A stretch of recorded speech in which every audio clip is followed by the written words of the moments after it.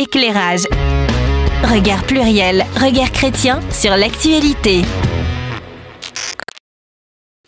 Samedi 14 mai, 37e journée de Ligue 1. Oui, c'est du foot. Match Montpellier-PSG. Et sur le terrain, côté parisien, admirez la rime, il manque un joueur. Ouais, Philippe, on s'en fout de ton truc, là. C'est quoi le truc, là? Non, et moi, je quitte tout de suite cette émission, là. Il n'y a rien du tout pour m'intéresser, là, apparemment. Eh bien non, parce que manque de bol, ce jour-là, 14 mai, était dédié à la lutte contre l'homophobie. Et pour l'occasion, tous les joueurs des 20 équipes de la Ligue 1 arboraient un maillot floqué de l'arc-en-ciel des fiertés LGBT. Alors ce joueur manquant au PSG, récidiviste, est l'international sénégalais qui s'appelle Idrissa Gana Gueye. Alors son absence a été interprétée comme le refus de s'associer à cette action et il est sommé de s'expliquer. Polémique en cours, d'ailleurs, au moment où nous enregistrons, je crois que le joueur n'a toujours pas réagi. On pourra donner notre opinion si on trouve ça bien comme tactique ou pas. Il est menacé de sanctions.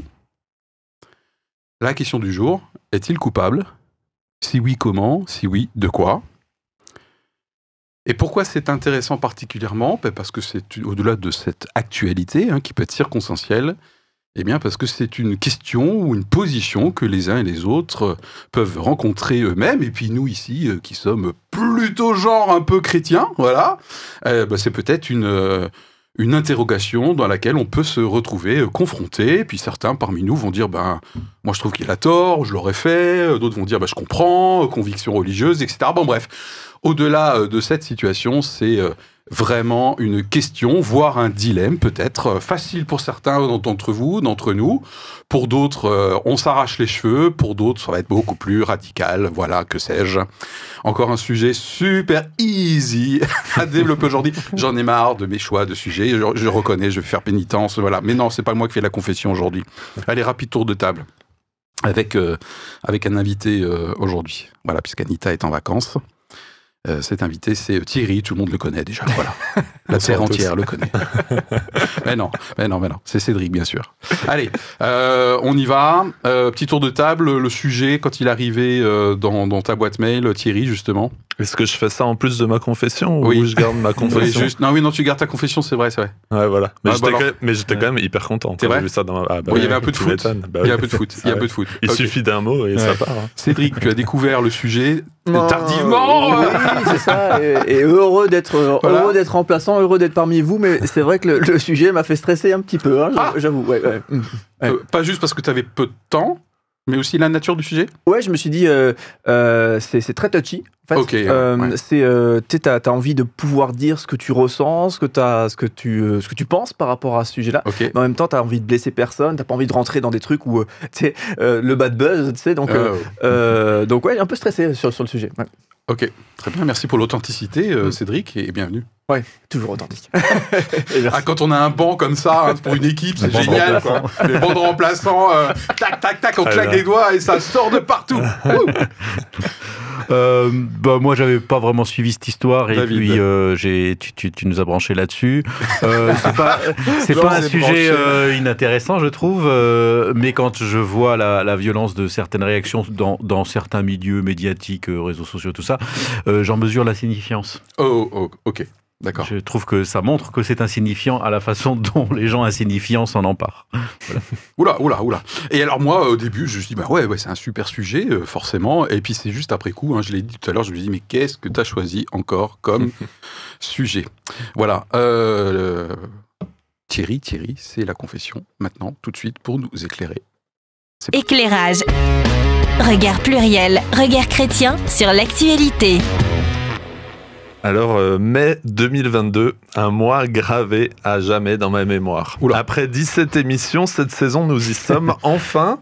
Un sujet sur le football. Après ça, on peut mourir tranquille, enfin, le plus tard possible, mais on peut. Les vrais fans de foot ou les plus âgés d'entre nous auront peut-être reconnu cette référence. Thierry Roland. Mais oui. Exactement, le bien nommé. Quel beau prénom. Je dois vous faire une confession, j'aime le football. Ok, ça vous étonne pas. Et on l'avait celle-là. Voilà, c'est passionnant, c'est un gros scoop, mais j'aime surtout ce qui gravite autour. Car je suis persuadé que le football est le reflet de notre société, voire même de notre monde. Politique, religion, pouvoir, économie, racisme, homophobie, violence, etc. Tout ce qui rythme notre société, vous le retrouverez dans le monde du football, dans un stade de football. L'affaire Idrissa Gueye, car oui, c'est une véritable affaire, le prouve bien, car on est rapidement allé au-delà du football en devenant une affaire d'État, au pluriel, où tous les acteurs de la société sont intervenus et où les oppositions de points de vue, de valeurs, de principes se sont entrechoquées. Concrètement donc, ne pas porter un maillot aux couleurs LGBT ferait-il d'Idrissa Gueye un coupable ? Ne devrait-on pas attendre des explications de sa part, qui ne sont pas encore venues, comme tu l'as dit aujourd'hui, avant de le jeter en pâture, avant de tirer des enseignements, avant que le tribunal médiatique s'opère et que beaucoup parlent à sa place ? Le même Idrissa Gueye, je ne sais pas si vous avez vu, qui, 3-4 jours avant, avait été érigé en héros national, voire international, pour un gala au profit de son association For Hope, qui aide des centaines de personnes en France et en Sénégal qui sont dans la précarité. Serait-il devenu d'un coup intolérant et une personne irrespectueuse, voire même un homophobe ? Est-ce qu'il n'a pas préféré se faire peut-être des ennemis en France, en ne portant pas ce maillot au flocage arc-en-ciel, pour ne pas s'attirer les foudres de son pays, le Sénégal, qui fait partie des 11 pays dans le monde où l'homosexualité est un délit ? Cette affaire pose également, selon moi, la très épineuse question de la liberté individuelle. Et c'est ce que je me suis posé comme question en lisant ce sujet, dans la liberté de conscience, notamment dans le cadre du droit du travail, du droit du salarié. Idrissa Gueye avait-il le droit ou non de ne pas participer à cette action ? Combien de joueurs, musulmans, chrétiens, etc., n'ont pas participé à cette opération en demandant à leur coach de juste rester sur le banc de touche ? Puis c'est une question de vocabulaire aussi qui m'a interpellé. Donc le 17 mai, journée mondiale de lutte contre l'homophobie, c'est-à-dire contre le mépris, le rejet violent ou la haine envers des personnes, des pratiques ou des représentations homosexuelles ou supposées l'être. Peut-on dénoncer les actes homophobes, soutenir les personnes qui en sont victimes, car c'est un délit en France, tout en n'étant pas forcément en faveur de l'homosexualité, que ce soit pour des raisons religieuses ou autres raisons ? Et quand cette affaire a éclaté, il y a quelques semaines, je n'ai pas pu m'empêcher de penser au club d'Idrissa Gueye, le Paris Saint-Germain. Club qui a dénoncé l'attitude de Gueye sans pour autant la condamner. Le PSG, propriété de l'émir du Qatar, Qatar où l'homosexualité est un délit et est passible de 7 ans d'emprisonnement et de peine de mort si la personne coupable est de confession musulmane. Qatar également, prochain organisateur de la Coupe du Monde, où les hôteliers auraient déjà précisé qu'ils refuseraient de louer des chambres à des couples de même sexe. Sans faire un rapprochement trop hâtif et sans vouloir déplacer le sujet du débat sur ce club du Paris Saint-Germain, cela rend tout de même compte de la dimension très politique de ce sujet. Je dois vous faire une dernière confession. J'ai vraiment eu du mal à écrire cette confession. Peut-être que mes petits yeux en témoignent, car c'est un sujet vraiment sensible, vous l'avez dit. Et les termes employés et le sujet en lui-même, tout ça c'est très délicat. Alors, bien que féru de foot, j'ai vraiment besoin d'un bon éclairage, et je vous avais vraiment dit que le foot c'était passionnant, donc allons-y. Merci beaucoup Thierry, j'en profite pour valoriser à nouvelle fois l'équipe à mes côtés. Et encore une fois, aujourd'hui, c'est un bon exemple de belle réalisation, dans la douleur, on l'a bien compris. Mais du coup, moi je te fais ce feedback très positif. Juste avant qu'on se positionne d'un premier tour de table sur la question, coupable ou pas, voilà, quelques faits et contextes, et c'est moi qui m'y colle aujourd'hui. Alors, contexte, ça fait 4 ans à peu près que déjà la Ligue en France travaille sur le sujet avec des ateliers de sensibilisation, que ce soit à la fois dans les clubs ou dans les centres de formation. Voilà. Tu l'as évoqué dans ta confession, nous sommes dans un contexte État au pluriel, j'ai bien aimé. Puisqu'effectivement, tu l'as dit, nous sommes dans un contexte où le joueur fait partie de l'équipe de football nationale du Sénégal et qu'effectivement, au Sénégal, pays à 95% musulman, eh bien, il est très défendu. C'est le moins qu'on puisse dire. Hein. Voilà, donc sa position, en tout cas son absence, eh bien, est complètement saluée, même au Sénégal, de la part du président. Je cite le président du Sénégal, ses convictions religieuses doivent être respectées, entre autres. Il a eu le soutien aussi du ministre des Sports sénégalais et d'autres personnalités. Voilà.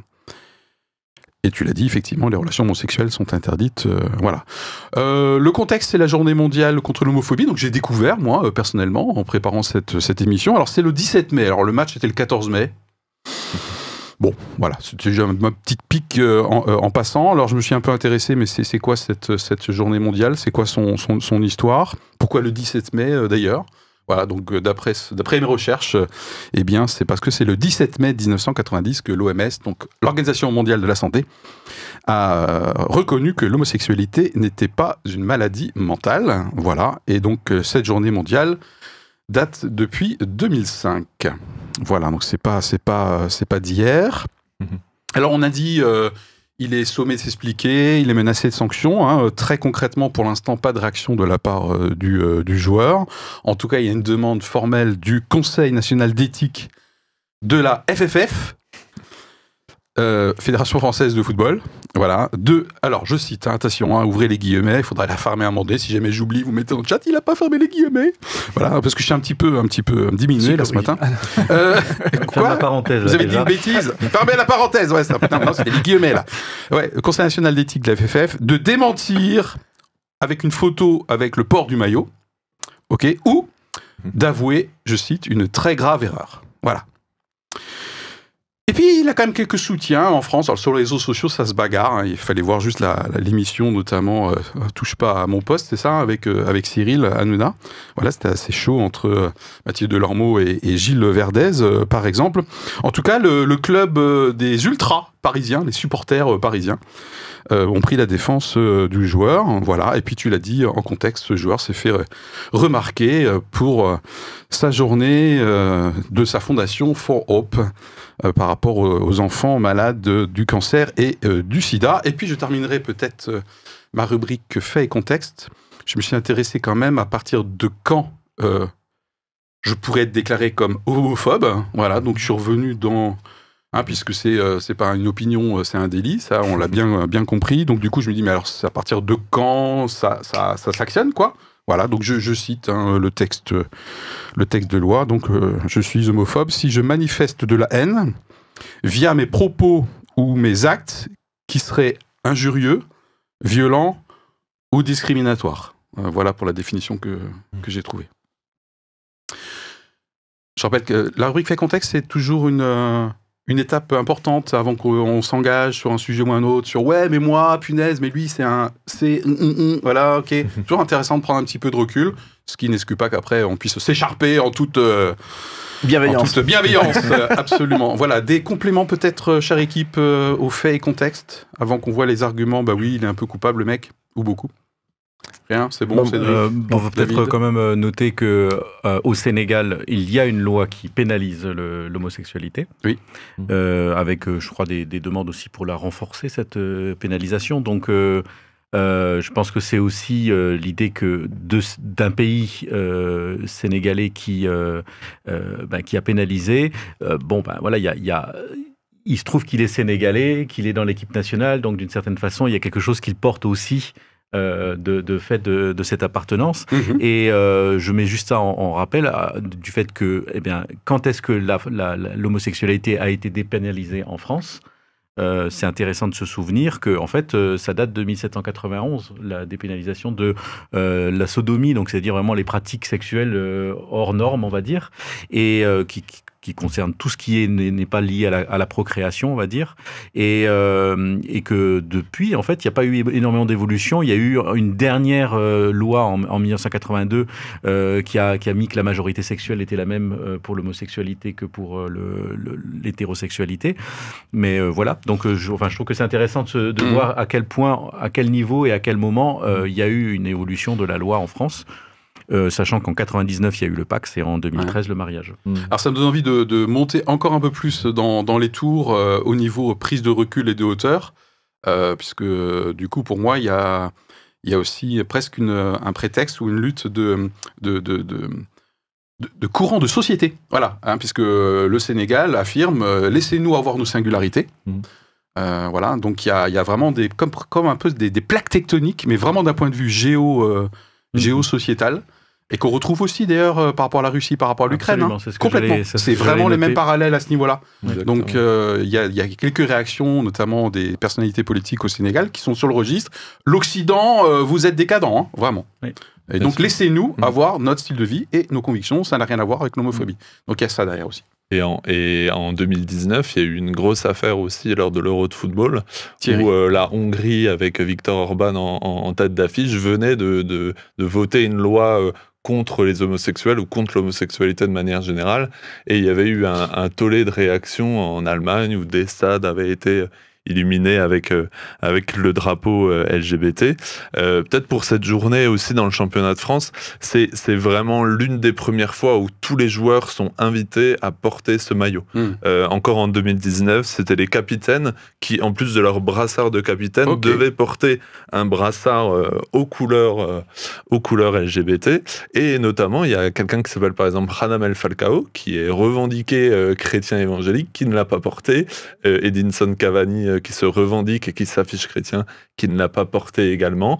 Donc ça n'avait pas fait particulièrement d'histoire à ce moment-là, ça n'avait pas fait forcément d'histoire, et je pense que quand c'est une personne qui doit le porter, il se trouve que Falcao, qui jouait à Monaco, l'avait donné à son entraîneur, et en gros c'était plus quelqu'un de l'équipe, quelqu'un de l'institution l'avait porté. Je pense que ça a pris quand même une ampleur, déjà parce que c'est le Paris Saint-Germain, et que le football français, pour beaucoup de monde, même quand on s'intéresse pas au foot, le PSG on connaît en fait, et c'est la porte on connaît plus l'OM quand même, fais gaffe à ce que tu dis.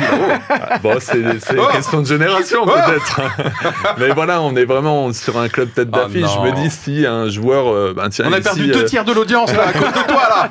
T'es fou quoi. Ok, 1993, Basile Boli, seule Coupe d'Europe. C'est le deuxième récupéré. Non, peut-être que si c'était un joueur de Strasbourg ou un remplaçant à Brest qui avait fait ça, peut-être qu'on en aurait un peu moins parlé, parce que c'est pas le PSG, parce que aussi en avril-mai, le PSG c'est tout le temps au top de l'actualité, donc ça fait peut-être partie aussi d'un tout qui explique aussi qu'on s'est intéressé à ce cher monsieur Gay. Fait contexte, c'est bon, c'est terminé. Allez, c'est parti pour une première votation avec un petit jingle, s'il vous plaît, la régie. Éclairage. Regard pluriel, regard chrétien sur l'actualité. J'ai déjà remarqué que quand on leur parle gentiment, à la régie, ça répond. C'est un truc qui marche souvent. C'est un truc qui marche souvent d'ailleurs dans la vie. Voilà, il vaut mieux être un petit peu sympa. Allez, rapide tour de table. Tiens, pour une fois, je vais commencer. Coupable, pas coupable, rapidement. Oui, Idrissa Gueye, dans le courant actuel, les sujets de sensibilité particulière aujourd'hui, oui, je comprends qu'il puisse être jugé coupable, parce que du coup son comportement, même s'il n'est pas explicite, puisqu'il est interprété pour l'instant, eh bien son comportement est à contre-courant, voilà. Mais sinon, à titre personnel, pour moi, il serait dangereux de considérer qu'il soit coupable, voilà. David ? Moi, je considère qu'il est non coupable parce qu'effectivement, il ne s'est pas positionné ni verbalement, ni d'ailleurs dans un geste. Il a simplement fait défaut d'une façon, en prétextant en fait une sorte de truc. Enfin, voilà. Donc finalement, il ne s'est pas positionné sur le sujet. Donc, je trouve que on ne peut pas lui reprocher d'avoir eu un discours contre. Ok.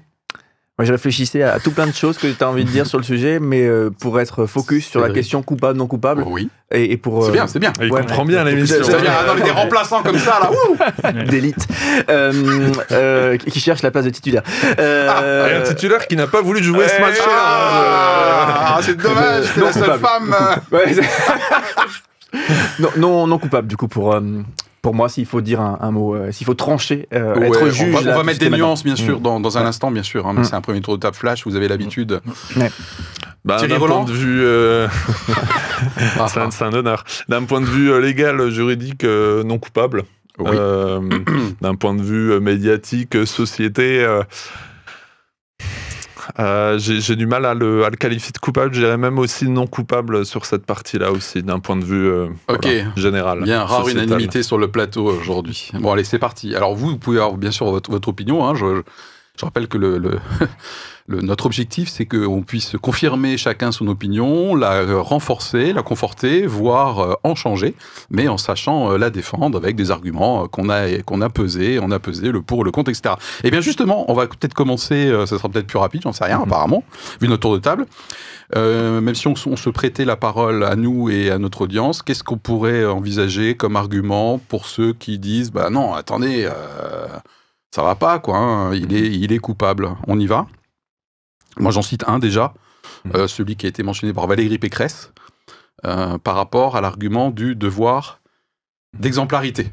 Voilà, donc joueur de foot, voilà. Par rapport aux jeunes. Par rapport aux jeunes, métier emblématique, métier qui donne envie. Le PSG, voilà, c'est pas Brest, pardon, les Bretons. Voilà, ils vont pas en Ligue 2 ? Non, pas du tout. C'était limite. Oh là là. C'était limite. Il a tenté, non. J'ai tenté. Non. Ok, oui, donc devoir d'exemplarité, je sais pas, vous, c'est un des arguments qui a été mentionné. Voilà. Bon, ça n'a pas l'air de vous chauffer plus que ça, là. Moi, je le placerai en tant que coupable, en tant que responsable, plutôt en mode, à part cette journée contre l'homophobie dans le football, autant vous dire qu'il se passe un peu rien dans le monde du football, dans le monde du sport. Tu parlais des ateliers de sensibilisation, etc. Ouais. On reste dans un milieu, le sport et le football en particulier, où la question... alors, faut faire attention en termes entre l'homophobie, voilà, ce que c'est, ce que ce n'est pas. Oui. Mais quand on parle, par exemple, d'homosexualité, c'est un tabou déjà dans la société, mais c'est un tabou énorme dans le football. D'où peut-être les réactions virulentes, notamment des associations de lutte contre l'homophobie, Exactement. Et donc, vu qu'ils disent dans le foot, c'est la cata pour nous, quoi. Et exactement. Donc, vu qu'il n'y a que cette opération coup de poing dans le mois de mai, t'es là à dire, bon, en quoi est-ce que ton opinion personnelle, peut-être le regard que peut avoir ton pays, le Sénégal, en quoi c'est, bon, on va le peser dans la balance et dire, bah, écoute, tu aurais pu peut-être faire ça, ou peut-être que ça aurait pu se passer autrement. J'ai dit dans ma confession avant, y a des joueurs chrétiens qui ont joué ce match en Ligue 1, en Ligue 2, mais peut-être des joueurs qui ont demandé à dire, tu me mets dans le groupe, à l'entraîneur, je reste sur le banc des remplaçants, avec le survêt, on ne me voit pas, ça ne crée pas de polémique. Et je pense que sur tout plein de sujets, il y a des accords comme ça, et puis ça ne fait pas non plus... polémique. Mais voilà, tiens, c'est le coup de pub. Donc, donc on pourrait dire, Idrissa, quand même, on fait pas grand-chose. Et c'est la cata dans le sport. Ok. Oui, donc même s'il n'est pas coupable lui-même d'avoir dit des choses et de s'être positionné personnellement, il a, comme j'ai dit tout à l'heure, il emmène avec lui quand même quelque chose en étant sénégalais, membre de l'équipe nationale du Sénégal, dans un pays qui a pénaliser l'homosexualité. Et la pénalisation de l'homosexualité, je pense qu'on ne peut pas dire que ce n'est pas de l'homophobie, puisque c'est vraiment... En tout cas, ça rentrerait complètement dans la définition que j'ai mentionnée tout à l'heure, clairement. Donc, d'une certaine façon, on sait bien qu'il y a ces mouvements-là qui existent au Sénégal et dans d'autres pays, et dans plusieurs pays musulmans, qui sont clairement homophobes. Voilà. Donc, ça communique quelque chose, son absence, quoi. C'est ça, son absence, même si pour lui, c'est je ne veux pas me positionner ni pour le Sénégal, ni pour la France, d'une certaine façon, c'est peut-être ça. Moi, je veux lui laisser le bénéfice du doute. C'est-à-dire, lui, il est pris entre deux mondes dans lesquels il doit se sentir très proche, la France et le Sénégal. Donc, il est tiraillé, et je trouve que c'est délicat de lui demander de choisir un camp. Et donc, d'une certaine façon, en faisant défaut, il refuse de choisir. Mais d'une certaine façon, on voit bien ce qui se produit, c'est que malgré lui, il est responsable du fait que, à un moment donné, il y a un pays qui a une loi homophobe et qui va dire, vous voyez, il est de notre côté, quoi. Donc d'une certaine façon, en n'ayant pas choisi, il est mis du côté des choix du Sénégal. Donc il ne pouvait pas éviter qu'il y ait un choix qui soit fait à sa place. C'est ça qui est terrible. Ok. Après, il a quand même fait le choix de la démarcation, donc c'est quand même un choix qui... C'est ça, il avait le choix entre on va dire, l'abstention qui le démarque ou la non-abstention hypocrite, en fait. Oula. Mais oui, c'est ça. Qu'on lui demande, en fait, d'être hypocritement d'accord, de faire croire qu'il est d'accord et qu'il a envie de le porter. Et je trouve que c'est quand même toujours un peu délicat, ça. Et moi, parce que j'ai dit non coupable tout à l'heure, s'il fallait dire... Mais on est quand même dans la partie... Voilà, c'est ça. Ouais, mais là où je pense coupable, donc et d'ailleurs tout est en nuance, tout est jamais, voilà. Mais là où je pense coupable, c'est que lutter contre l'homophobie, il n'y a pas à réfléchir. Moi, je suis pour lutter contre l'homophobie. Et j'ai pas du tout envie d'envoyer un message qui dirait les croyants, les chrétiens, ne sont pas d'accord de lutter contre l'homophobie. Non, tout le monde veut que les personnes soient respectées. Donc moi, voilà. Je pense que ce joueur, ce qu'il cherche aussi, c'est peut-être à ne pas s'associer à des mouvements qui font peut-être plus que lutter contre l'homophobie, tous ces mouvements LGBT. Ouais, c'est une question que je me suis posée. Voilà. Et c'est là, je trouve, il faut introduire une nuance assez forte. Et c'est peut-être ça qui lui a fait dire non, je ne peux pas porter ce maillot. Parce que, certes, lutter contre l'homophobie, sûrement que lui, il est complètement pour. Mais s'inscrire dans le cadre d'un lobbying LGBT, là, peut-être qu'il, lui, ne s'inscrit pas là-dedans. Donc, c'est juste première nuance. Et effectivement, Cédric. Oui, non, mais c'est juste, je rappelle, c'est un truc d'animateur, ça, je sais pas pourquoi, moi je fais comme les animateurs professionnels, hein. De temps en temps, je rappelle les prénoms, Roland, Cédric, machin, etc. Mais tu es un animateur professionnel. C'est beau. Et du coup, il fallait pas que tu t'arrêtes, en fait. J'ai perdu mon film, mon pauvre. Tout à fait. Je vais perdre ma prime d'émission. Ma prime de match. C'est ça. En tout cas, voilà, première gros. Et oui, ce que je voulais dire, c'est que il y a tout plein de trucs floqués sur les maillots. D'une manière générale, des grandes marques, et je sais pas, je pourrais être écolo engagé, j'ai du supermarché sur mon maillot. Je suis pas d'accord avec ça en fait. Ça me rend fou, je cautionne pas, mais pourtant je porte quand même parce que c'est sur le maillot quoi. Parce qu'il paye un peu quoi. Je sais pas si le mouvement LGBT a beaucoup financé. Peut-être, je sais pas. En tout cas voilà, peut-être que là je le considère un peu coupable dans le sens si les joueurs commencent tous à s'exprimer sur ce qu'il y a sur le maillot, on n'est pas sorti de l'auberge non plus d'une certaine manière et peut-être que justement la démarcation est peut-être un peu coupable d'une certaine manière de ce point de vue-là. Kylian Mbappé a refusé une séance photo il y a quelques mois avec l'équipe de France par rapport à certains sponsors. Mais justement, du coup, c'est la tendance. Pour des questions environnementales ou quelque chose comme ça. Pour des questions éthiques de manière générale. Ce genre de marque, no way. Quoi. Ce qui est intéressant, justement, quand tu parlais des sponsors maillots, avant de jouer au PSG, Idrissa Gueye a notamment joué à Everton, qui depuis des années a une marque de bière, d'alcool bien connue sur son maillot. Donc effectivement, est-ce qu'il y a une question d'argent et beaucoup l'ont un peu attaqué en disant oui, tu es coupable, et peut-être que là, c'était juste un banal match de championnat, le PSG était champion. Tiens, imaginons demain, l'UEFA qui gère le football européen décide d'organiser cette journée sur une demi-finale, une finale de Ligue des Champions dans laquelle le PSG participerait. Un grand match, en plus Idrissa Gueye, bon, c'est pas le meilleur joueur du PSG, mais c'est en plus un joueur, on l'a peut-être lu dans les articles, très apprécié, très gentil, s'engage dans l'associatif, etc. Et en plus, c'est un bon joueur de foot. Donc il n'est pas polémique à la base, quoi. Pas du tout. Plutôt facile à vivre. Exactement. Dans le mais terrain, est-ce qu'il l'aurait fait sur un match comme ça, sur un match peut-être beaucoup plus important ou avec beaucoup plus d'enjeux, mais effectivement coupable sur le fait où peut-être que sur d'autres sujets, une non prise de position, bon, ça n'aurait pas fait autant de bruit. Mais là, je veux dire, on est vraiment dans ce phénomène de société.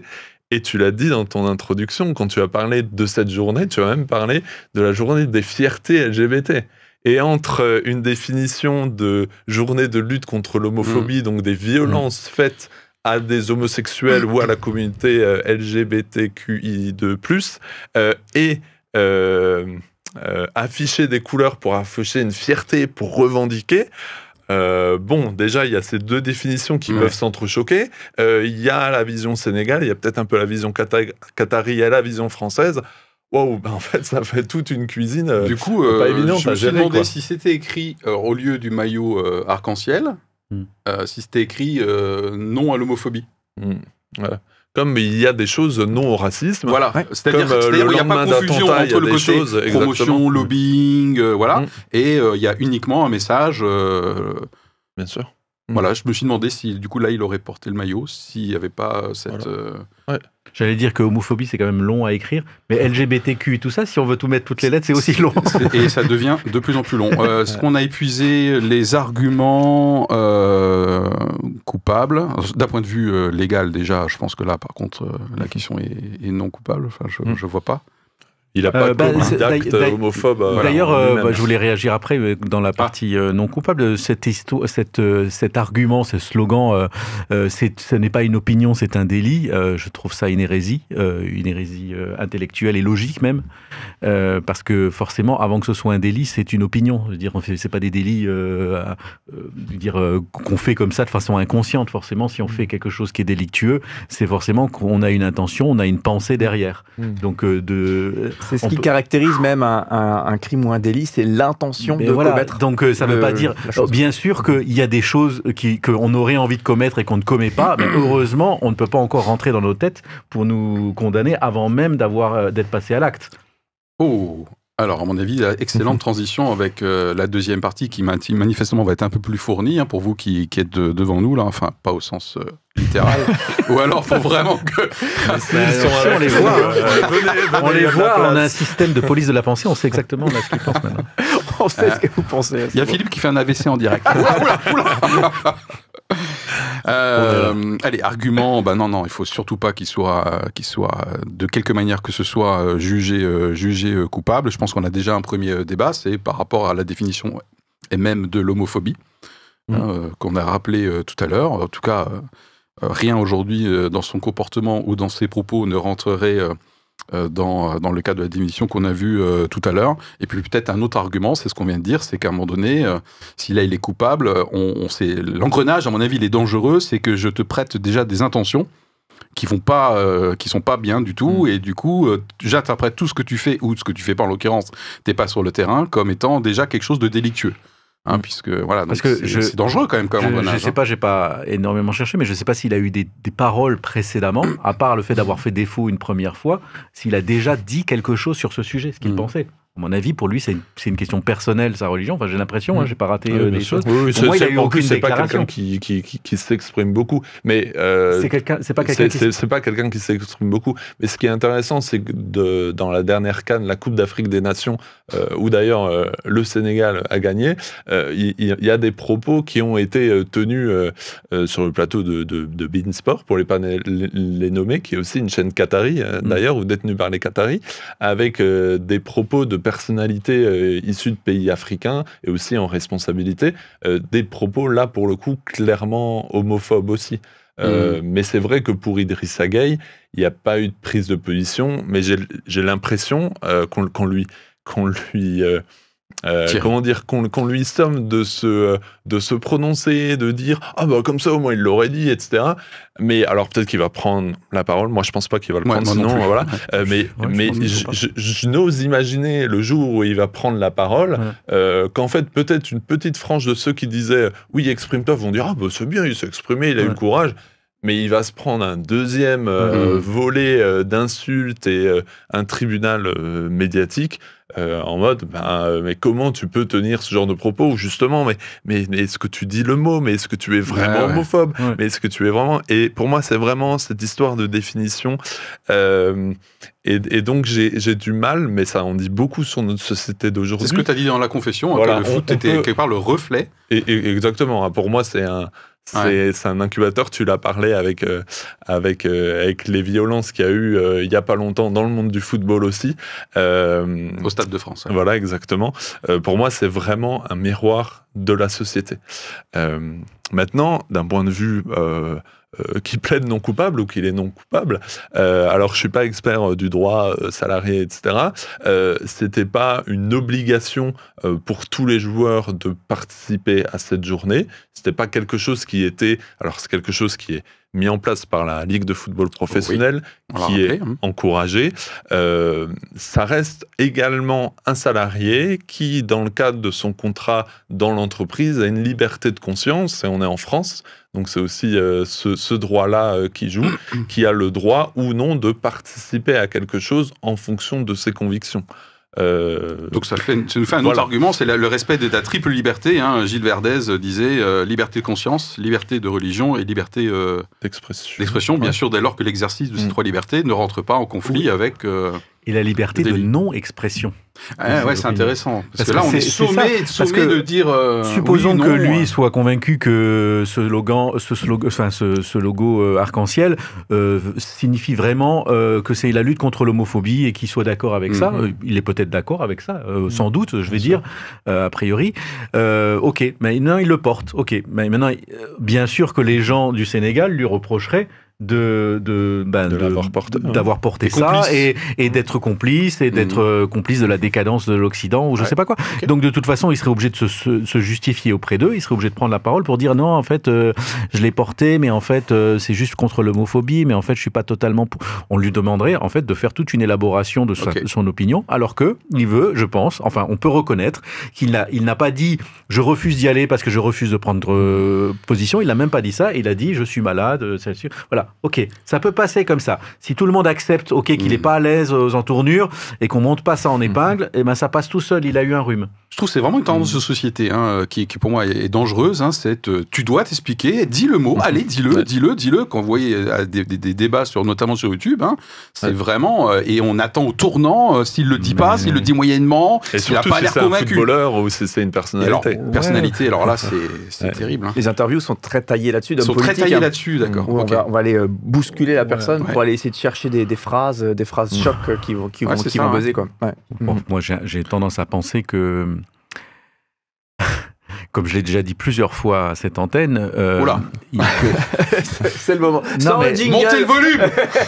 Non, mais on le sait, il a dit plusieurs fois. Ce que je veux dire, c'est qu'il y a des abrutis des deux côtés, quoi. Et c'est simplement que bien sûr, ces gens-là occupent un espace médiatique parce que c'est des gens qui sont dans la confrontation, que ça marche bien, les clashs et tout ça. Mais il y a des millions de personnes qui sont pas des abrutis de chaque bord. Il y a un entre-deux, entre les plus abrutis de chaque bord, qui sont les gens qui n'ont pas envie qu'on leur gonfle la tête avec des trucs et être sommé de prendre des opinions de niveau cours d'école, quoi. Voilà, donc moi j'ai pas très envie d'être prisonnier de ces débats entre un Gilles Delormeau et un Mathieu Delormeau et un Gilles Verdez. Bon, tu les as réconciliés là, c'est bien avec leur prénom. Enfin bon, voilà, Ok, bon, c'est des gens qui, je sais pas qui ils représentent, mais pour moi, ils représentent pas la plupart de la population éclairée qui a juste envie de partir. Ils sont payés d'ailleurs pour ça en plus. Enfin bon, on leur fait de l'honneur quand même en parlant d'eux, en parlant de leur clash et tout ça, comme si c'était deux philosophes qui discutaient. Ah, mais quand même, les arguments. Moi, je me suis inspiré quand même de ces séquences pour étayer la préparation de cette émission. Bien sûr. Et ce qui est intéressant à comprendre dans ce débat-là et dans ces différentes vidéos-là qui font le buzz, c'est que Mathieu Delormeau se revendique homosexuel aussi, et donc on voit aussi une part d'affect. Je suis complètement d'accord avec toi, et je pense que c'est même le jeu un peu même de ce genre d'émission. Parfois, tu te dis, mais est-ce qu'ils sont juste pas là vraiment pour créer le buzz et pour créer le cash. J'ai la réponse. J'ai pas beaucoup de réponses, mais celle-là, je l'ai. Oui. Mais Cédric, dans un instant, parce qu'en plus, déjà. Mais dans la partie non coupable, alors c'est pas que j'aimerais déplacer la culpabilité sur quelqu'un d'autre, mais non, il n'est pas coupable d'homophobie ou en ne portant pas ce maillot. Il ne fait pas une entaille à un mouvement de société ou à la lutte contre l'homophobie, parce que je le disais, des responsables du fait que l'homosexualité ou les différences de manière très générale dans le monde du football c'est vraiment à la traîne. C'est pas la faute d'Idrissa Gueye, ou c'est pas la faute du joueur ou des joueurs qui vont pas porter ce maillot. Franchement, toutes les 2 semaines je vais dans un stade de foot, et j'y étais ce week-end-là avec 22 mecs devant moi qui arboraient un maillot avec des couleurs avec le drapeau arc-en-ciel, avec les couleurs LGBT. J'ai pas non plus vu un émoi dans le stade, où suite à ça, tout plein de choses qui se sont passées. Suite à l'affaire Idrissa Gueye, beaucoup de footballeurs, alors quand on dit beaucoup dans le football sur ce sujet-là, c'est 1 ou 2, ont fait leur coming out. Et c'est suite à ça que, alors c'est un nom qui fait rire, mais un certain Jack Daniel, joueur de Blackpool, donc en Ligue 2 anglaise, a fait son coming out, et c'est aujourd'hui en Europe le seul footballeur en activité à faire son coming out. Dans une autre génération, après Carrère, il y avait un certain Olivier Rouillet, ancien joueur français qui est devenu journaliste chroniqueur. Il y a un joueur qui l'a fait en Australie, mais c'était un footballeur de 3e ou 4e division. Je veux dire, on est sur un sujet, on est tellement à la traîne. Idrissa Gueye, on focalise sur ça, sur son acte. Je pense que c'est important, intéressant, parce qu'effectivement, c'est un fait de société, c'est un footballeur, c'est une image. Ok. Mais est-ce qu'on peut se poser et maintenant dire, ok, bon, moi je pense qu'il est coupable, il a desservi cette cause, voilà. Et qu'est-ce que maintenant je vais mettre en place, moi, qui suis responsable à la fédération, à la Ligue, au Paris Saint-Germain, donc il est non coupable, plus parce que les torts sont très très partagés sur cette affaire. Cédric ? Moi, presque en mode conclusion, pour moi, j'aimerais parler d'Orelsan, que je connais, que j'aime depuis très longtemps comme artiste, mais qui maintenant aujourd'hui est connu de tous, donc c'est bien, on peut en parler facilement, et qui lui typiquement serait 100% dans la lutte contre l'homophobie. Il y aurait aucun, et moi personnellement, si porter un t-shirt, moi personnellement, je me suis posé la question quand on parlait tout à l'heure. Moi personnellement, je porterais le t-shirt, je lutte contre la violence faite aux personnes homosexuelles, etc. Okay. Moi je le porterais, et Orelsan, je suis sûr qu'il le porterait, ce t-shirt. Par contre, Orelsan lui-même, dans ses œuvres, dans ses chansons, dans ses propos, explique qu'il n'est pas spécialement à l'aise avec la transsexualité, avec toute une série de pratiques d'asexualité, de changement du corps, etc., qui sont inclus dans ces mouvements LGBT. Et lui-même le dit, et c'est pas un jugement, il dit « je suis pas à l'aise ». Je suis pas à l'aise avec ça. Et du coup, je peux comprendre la personne qui dirait je ne souhaite pas être une sorte de porte-parole ou de dire oui, c'est formidable tout ça, je mets le t-shirt qui correspond à ça. Voilà, donc encore une fois, je remets ma nuance de tout à l'heure sur le tapis, et je suis sûr qu'un Orelsan, et je pense en reprenant un petit peu ses interviews et ses textes, ferait peut-être cette même nuance.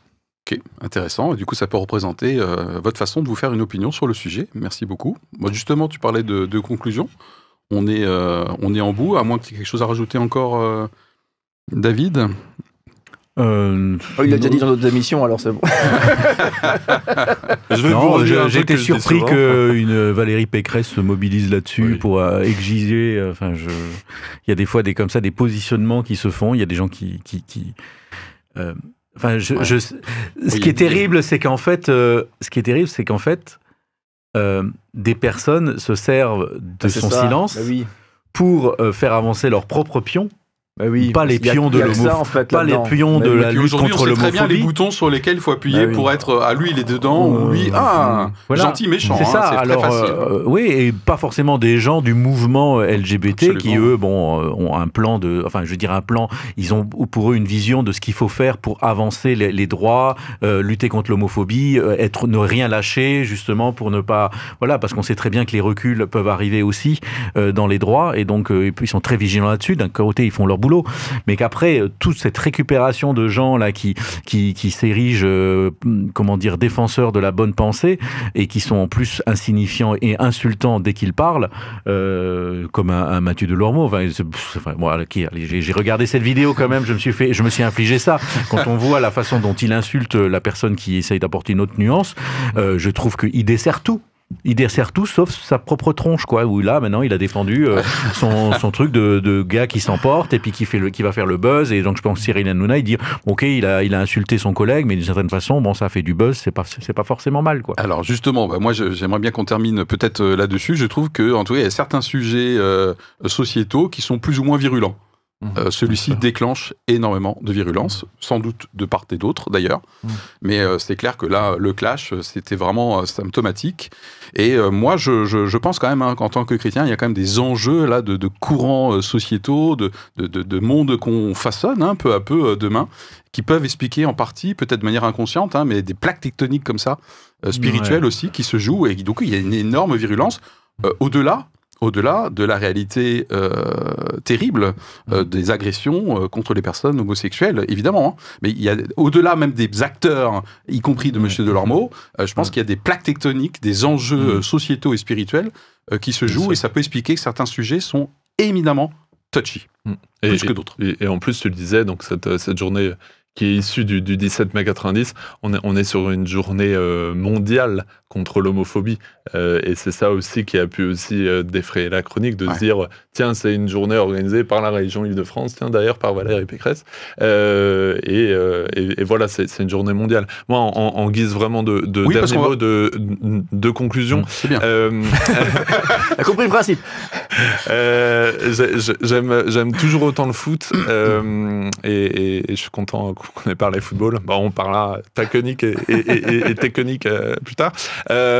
Non, et je suis fier aussi d'être dans un pays où ça peut paraître très, très bête ce que je veux dire, mais on peut parler de ça librement, et justement on peut parler de ça de manière posée, sans non plus être sur un plateau à se prendre à se crêper le chignon. Exactement. Ah oui, nous ici, c'est pas mal. Voilà. Mais on a en plus la liberté sur un plateau de dire n'importe quoi. Bon, ça fait partie des libertés. Voilà, ça fait partie des libertés, mais j'ai hâte peut-être la liberté de pas les regarder. C'est ça. que ce monsieur Ganagay peut-être s'exprime, et je fais le vœu pieux qu'on arrive à la prochaine affaire, etc., et peut-être qu'on se posera, mais l'organisation de la Coupe du Monde au Qatar met tout plein de questions aussi sur la table, ces fameuses plaques tectoniques que tu disais. Donc voilà, j'ai hâte d'entendre les prochains faits de société, etc., mais je fais le vœu pieux qu'on arrive aussi à peut-être se calmer, peut-être s'expliquer, et peut-être mener des actions concrètes, et pas jeter sur la place publique quelqu'un. Ok, ça va être ta conclusion. Cédric, comment tu as vécu l'émission, ça va? Ouais, très bien. Moi, toujours et encore, je crois que je l'ai déjà dit plusieurs fois dans cette émission. Tout ce qui est emballement médiatique, finalement... moi, ça m'écœure un petit peu. Et finalement, ça dessert le fond, ça dessert le propos, ça dessert le dialogue autour du sujet, en fait. Et moi, j'en ai un peu marre. Et c'est pour ça que, perso, je consomme presque plus de grands médias, parce que je trouve qu'en fait, on n'est pas dans l'info, on n'est pas dans la réalité, dans notre société. On est dans des postures caricaturales qui montent des dossiers, finalement, presque, et qui respectent pas les gens.